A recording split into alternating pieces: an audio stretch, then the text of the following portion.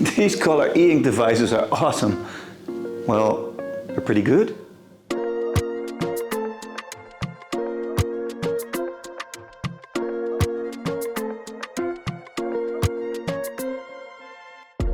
I've spent the past few months using the Boox Palma 2, the Bigme Highbreak, the Boox Go 10.7 and the Boox Tab Air 4C, phones and tablets with both black and white and color e-ink screens. I'm going through all of the differences because these screens can get quite expensive and I don't want you to waste your money on the wrong thing. So let's look at color e-ink and why I switched back. As always, we're going to nerd out and score everything I've gathered at the end so you know exactly when to buy which. But first, let's talk a little bit about why color e-ink has entered the scene. So let's talk about what's been in our hands since e-ink was invented in the early 1800s. I mean 1997. It's been e-readers that give that calm, serene, curl up with a book on a rainy day experience. There's no glare, just vibes. The text feels like it's printed onto the screen. You glance down and forget it's a screen at all. Now that's magic, but our daily smart devices didn't stand still in the last 3 decades either, and certainly not what we do with them. They are so intertwined with our lives.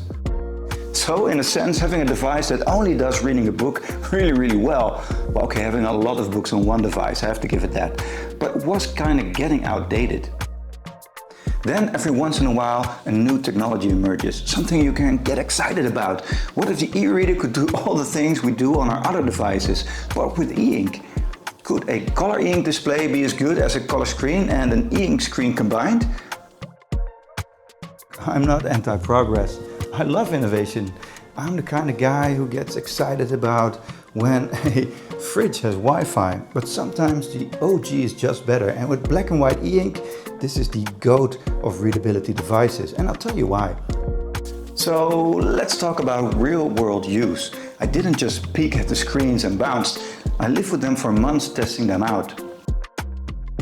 I really wanted to love color e-ink. I've discovered these almost 6 months ago, but I've been using the Boox tablet and the Boox Palma 2, those are black and white, a lot longer. So I already replaced a lot of the things I do on my OLED devices with e-ink. If you've only been using e-ink for e-readers, I'll explain these type of devices real quick so you can get a sense of where color e-ink comes in. With OLED, the screen is made up of pixels that need to be refreshed every time the screen changes. This uses a lot of energy and emits a lot of blue light, you know, that kind that keeps you up at night. E-ink screens move the ink on the screen from point to point and consume a lot less energy because of it. It also stays in place when the text or image on the screen don't need to change, so this can actually be your phone's standby screen, not consuming any energy in this state. And that's pretty cool, right? Now this technology is mainly used for reading text on a screen because, well, the screen doesn't need to refresh that often. And the black and white makes it really easy to read, even in direct sunlight. But these devices from Boox are full Android devices, so a phone and a tablet where you can download and run every app in the Play Store. But for a lot of things you do need to have color in order to use it properly, like this puzzle game for example. So now that we can use e-ink as our full-blown smart devices, the next logical step is the color e-ink screen, right? Well, not quite. Before we get into the differences on the devices themselves, let's get a little nerdy and talk about the science here. Black and white e-ink uses charged microcapsules that push black or white particles to the surface. The result is true high contrast bliss. The text pops, the background stays quiet, and your eyes do zero work. This is the true appeal of e-readers. And most importantly, no backlight is needed. That means no blue light shooting into your skull at midnight. So no squinting, no headaches, and just soft, easy reading that your eyes thank you for. It's the technology equivalent of herbal tea and a weighted blanket. Color e-ink adds either a color filter layer or uses RGB particles. Both implementations dilute contrast and model clarity. Think of it like wearing tinted sunglasses indoors while trying to read tiny text. And here's the thing, your eyes are way more sensitive to luminance contrast than color, meaning we notice sharp black and white edges faster than we notice colors. That's why black and white e-ink feels so smooth. It gives your brain what it wants without effort. But color e-ink, it makes your eyes work overtime. You start leaning in, adjusting the screen and upping the brightness. And suddenly you're doing the very thing e-ink was supposed to save you from, working harder to read. At that point, just give me an iPad and some reading glasses and call it a day. But what does that difference actually look like? Here's the Boox Palma 2 and the Boox tablet. Both have black and white e-ink and look at how easy that is to read. Now let's pan to the Big Me High Break and the Boox Air 4C. Do you see the difference? Both are quite legible, but do you know why? It's because I have the backlight on those devices. Let's look at what that looks like when dimming it or turning it off. You can immediately see there's a lot less contrast on the color e-ink devices. And this is really visible when we look at them outside with the glare from the sun. The number one benefit from using e-ink has been completely stripped away here. Okay, watching video on the color e-ink looks a lot better, although I doubt you are going to watch Hollywood blockbusters on this. But on the go, watching TikTok or educational content on YouTube is possible. It's just not that enjoyable. So even though there are some advantages, there are a lot of disadvantages as well. Now I'll score each of these on several points at the end of the video so you can make your own informed decision. But first let's take a closer look at some of the implications. So this loss in contrast and perhaps that extra layer of color has huge implications for your devices.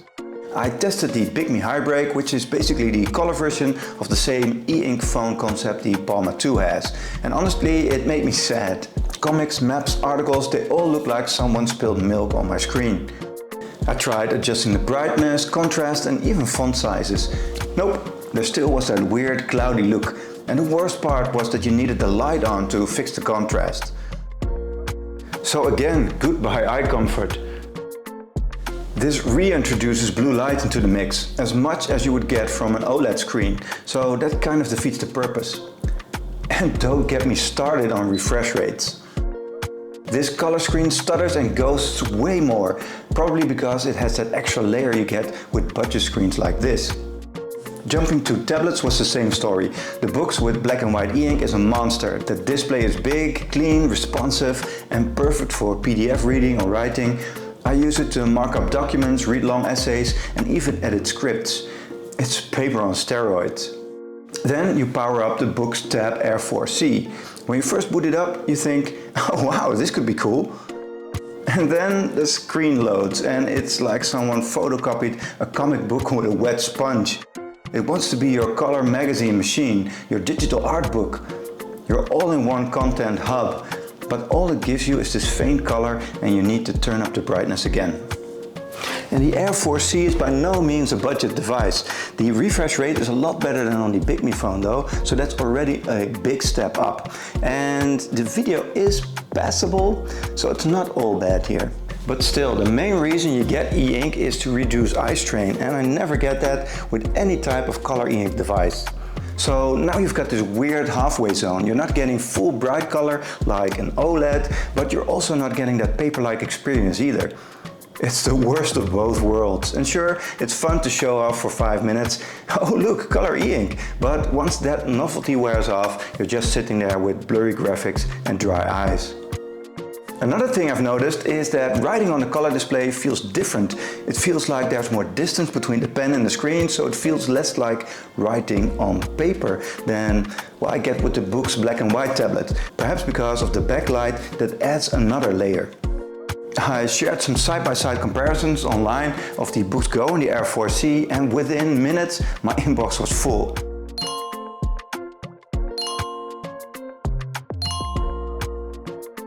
It's not just my hot take anymore, it's the consensus. And even people who love color e-ink at the get-go eventually have to admit that it's just not ready yet.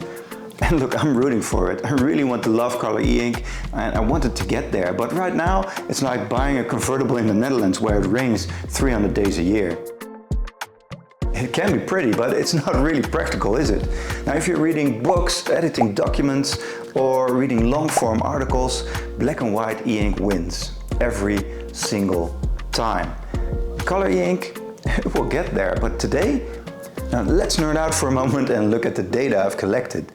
If you're a manga artist dabbling in pastel tones or a parent trying to read mildly colorful storybooks to your toddler without handing over an iPad, sure, I see the use case.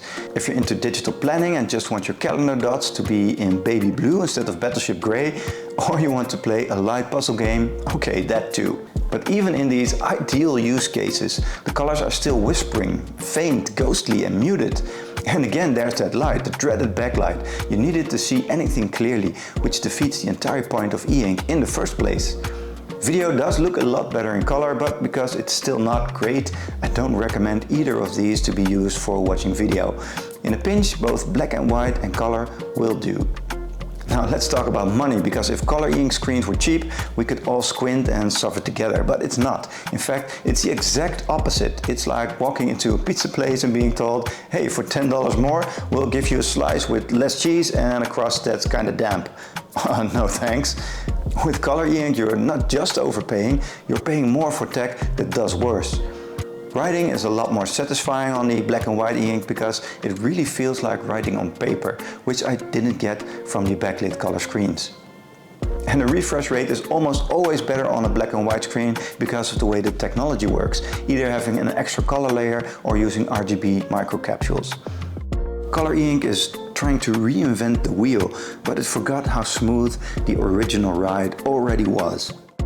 So I'm going back to my trusty e-ink devices. Now this is the Brooks Palmer 2 and this thing is a beast. Now this has a very bright e-ink display, it's black and white, reading is a dream and messaging is very smooth. And this is like a Kindle and a flagship phone had a genius child. So if you'd like to reduce your blue light intake in other ways as well, check out this video where I test different e-ink low blue light devices for 30 days to see if I can go without my normal screens. There are some really cool products in there, so go click on it.